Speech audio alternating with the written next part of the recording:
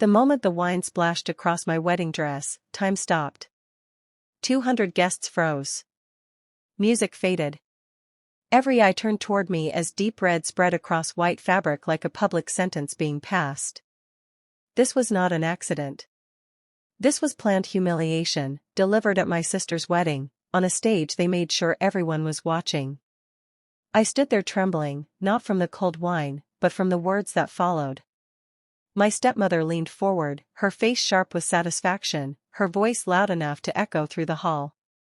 She announced that I was nothing, that I had failed at life, and that my sister was the only future star this family needed. She made it clear that my presence was no longer welcome. Laughter did not erupt, but silence did. A heavy, cruel silence filled with judgment, curiosity, and quiet agreement. I searched the room for a single face that might defend me. My father looked away. My sister did not stop smiling. In that moment, I realized this was not about a dress or a drink. This was about erasing me. Tears burned my eyes, but I refused to give them that victory. I said nothing. I did nothing. I simply turned and walked away while whispers followed me like shadows. To them, it looked like defeat.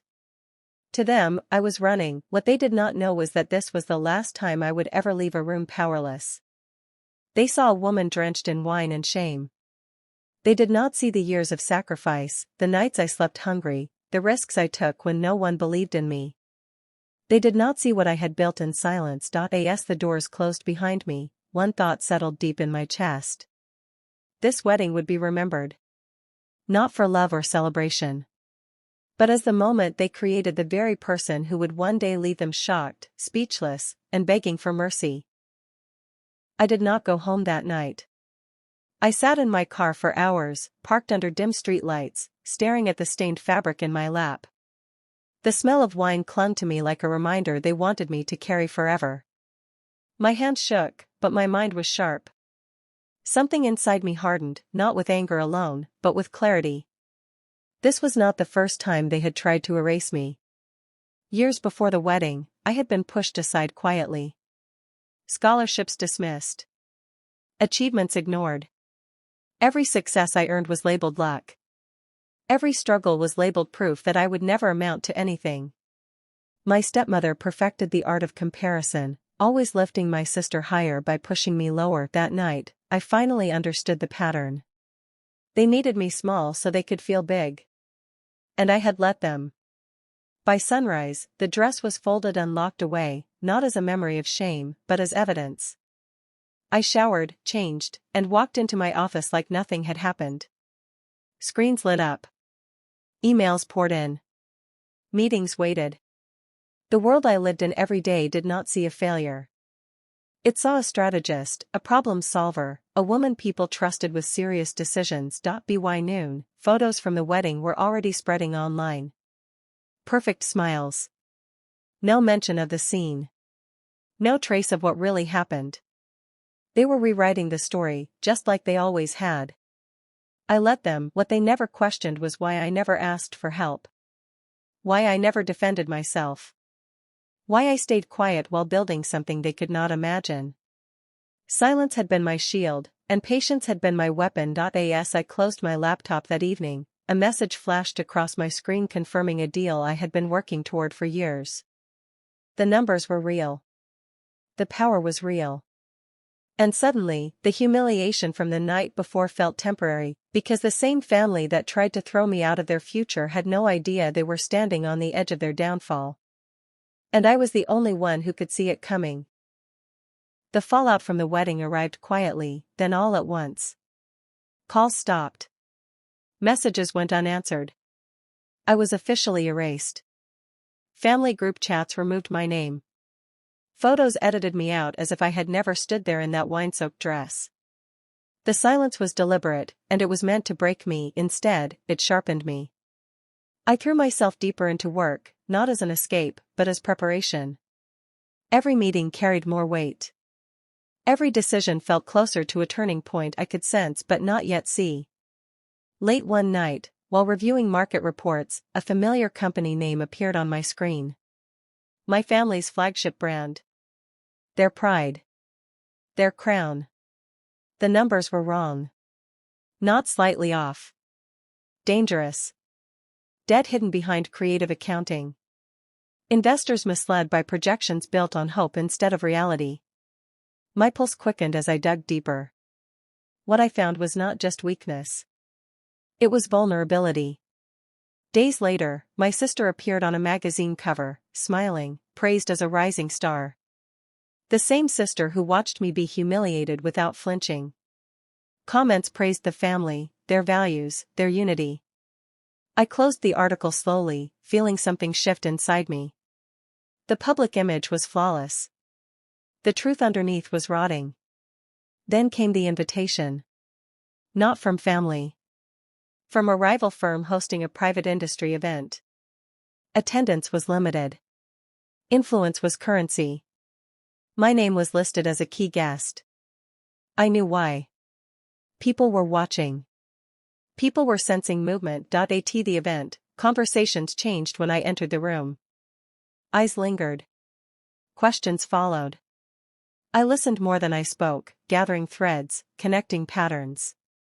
By the end of the night, I understood the full picture. My family's empire was standing on borrowed time, and the market could smell blood. Driving home, rain streaked across my windshield like the wine from that night, only this time it did not sting. It felt cleansing. I realized something terrifying and powerful. The humiliation at the wedding was not the climax of my story. It was the trigger, and while they celebrated their bright future, they had no idea I was already holding the key to their collapse. The more I uncovered, the clearer everything became. My family was living on borrowed credibility, and the bill was about to come due. Their partnerships depended on trust they no longer deserved. Their public image was polished, but behind closed doors, panic was growing. I could sense it in the market. Subtle shifts. Quiet withdrawals. Nervous delays. Then the first crack went public. A minor report surfaced online questioning the stability of their newest venture. Nothing explosive, just enough to make investors uneasy. Phones started ringing in their offices. Emergency meetings were called. I knew because my name appeared in internal emails forwarded to me by people who respected my work more than my bloodline. Still, no one from my family reached out. Pride held them hostage. They would rather drown than admit they were wrong about me. Days later, my stepmother gave an interview praising family unity and loyalty. She spoke about strength, about cutting off negative influences for the sake of success. I watched the clip once, then turned it off. She was unknowingly tightening the noose around her own reputation. Behind the scenes, I made my first move. Quiet. Legal. Strategic. I acquired a minority stake through intermediaries, invisible to them but powerful enough to give me access. What I saw confirmed everything. Mismanagement. Ego-driven decisions. Zero contingency planning. They were gambling with a future they thought was guaranteed. Late one night, an alert flashed across my screen. One of their biggest sponsors had pulled out. No explanation given. The stock dipped instantly. Social media buzzed with speculation. I leaned back, breathing slowly. This was no longer theory. It was happening. For the first time since the wedding, my phone rang with a familiar number. I let it ring. Then stop. Then ring again. I did not answer. Because I knew the next time we spoke, it would not be about humiliation or control. It would be about survival. By the end of that week, panic stopped being subtle. It became visible. Articles grew sharper. Analysts stopped using cautious language. Words like unstable and overleveraged started appearing next to my family's name. The same people who once praised their legacy were now questioning their competence. My phone would not stop vibrating. Missed calls stacked up from numbers I knew too well. My father. An aunt. Even my sister's manager. I ignored every single one. Silence was no longer weakness. It was leverage. Inside my world, things moved fast. Meetings turned urgent. Allies leaned in closer. People who once kept their distance now wanted my opinion, my strategy, my timing. They did not ask about my family. They already knew. In this industry, nothing stays hidden for long. Then came the breaking point. A private document leaked online, exposing internal conflicts and financial strain. It spread faster than anyone could contain it. Sponsors demanded explanations. Contracts were suspended. The perfect image my stepmother protected so fiercely began to crack in public. That night, I finally answered a call. My father's voice sounded unfamiliar. Smaller. He spoke about misunderstandings, about family, about needing to talk. He never apologized. Not yet. I listened without emotion and told him we could meet, but not at the family home. Not on familiar ground. He agreed immediately. The meeting was set for the following evening. When I walked into that room, I felt the shift instantly. No raised voices. No arrogance. Just fear wrapped in forced politeness. My stepmother barely looked at me. My sister sat stiff, her star image fading under the weight of reality. I laid out the truth calmly. Their empire was days away from collapse.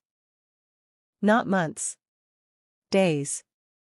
Every move they made without me would only accelerate it. I did not threaten them. I did not accuse them. I simply explained the consequences. The room went silent. Then my stepmother spoke, her voice trembling with anger and disbelief. She said none of this would have happened if I had stayed in my place. That was when I stood up and told them this downfall had already chosen its path long before the wedding. The only question left was whether I would be the one to stop it. Their faces told me everything. They finally understood who held the power. I did not give them an answer that night. I walked out and let fear do what humiliation once did to me. It settled into their bones.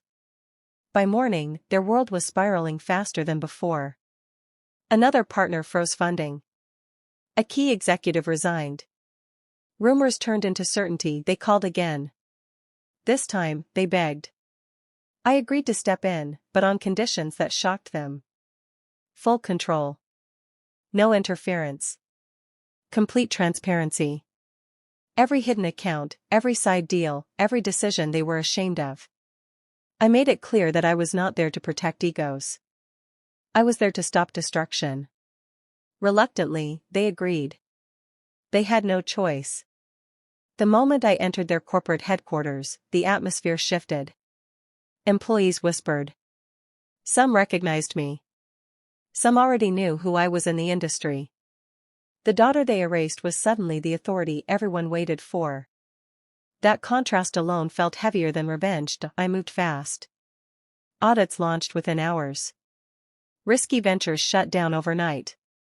Legal teams worked non-stop. I replaced advisors who fed my stepmother comfort instead of truth.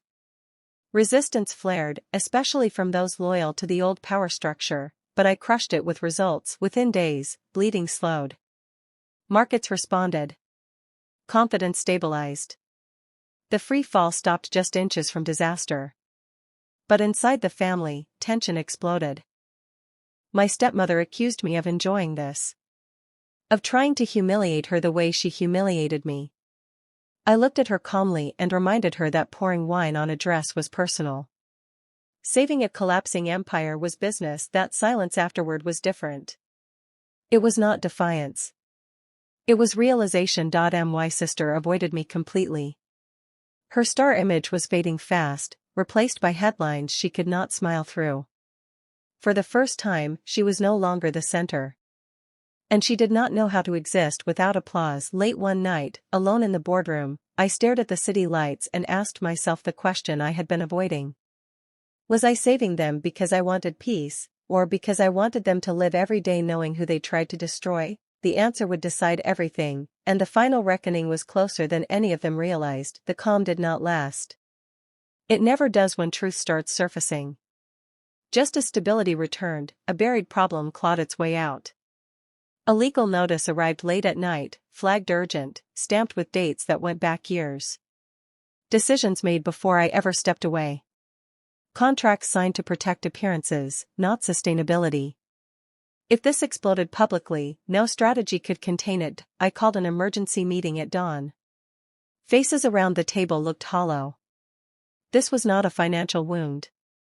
It was reputational poison. One leak and everything would unravel, including the progress I had forced into existence. I demanded full disclosure. No filters. No selective memory. That was when the real damage surfaced. My stepmother had approved a shortcut that violated compliance, believing status would shield her. My father had known and stayed silent. My sister benefited from the illusion without asking questions. The room felt smaller with every word. I laid out the options with brutal honesty.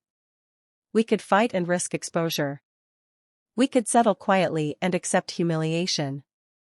Or we could sacrifice pride publicly to protect what remained. Each path had a cost. None spared their image. They looked at me as if waiting for rescue.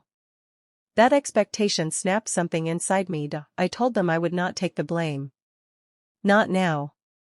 Not ever. I would guide the response, negotiate the terms, and shield the company. But accountability would be theirs. The same spotlight they used to shame me would now reveal their truth. That night, my sister finally spoke. Her voice cracked as she asked why I was still helping after everything they did. I answered simply. Because I refused to let their cruelty define who I became. The deadline was set. Media statements drafted. Legal teams prepared. The final move would be public, irreversible, and devastating to their pride. As I signed the last document, I felt no joy. Only certainty. The wedding humiliation had been loud. What came next would be unforgettable. The press conference drew more attention than anyone expected. Cameras packed the room. Reporters whispered, sensing blood in the water. My family sat at the front, stiff and pale, their polished confidence stripped away. I stood just behind them, visible enough to be noticed, distant enough to control the outcome. When my father stepped forward, his voice trembled. He admitted to mismanagement, poor judgment, and failures in leadership. Names were not hidden. Responsibility was not redirected. Every sentence erased the illusion they had spent years protecting. My stepmother stared straight ahead, frozen, her silence louder than any defense. My sister's star image cracked in real time as questions shifted from praise to scrutiny. The backlash was immediate, but controlled. Sponsors stayed. Investors stabilized. The company survived. Barely. The cost was not money. It was pride. By evening, headlines were everywhere. Not about a rising star. Not about a perfect family. About accountability. About truth.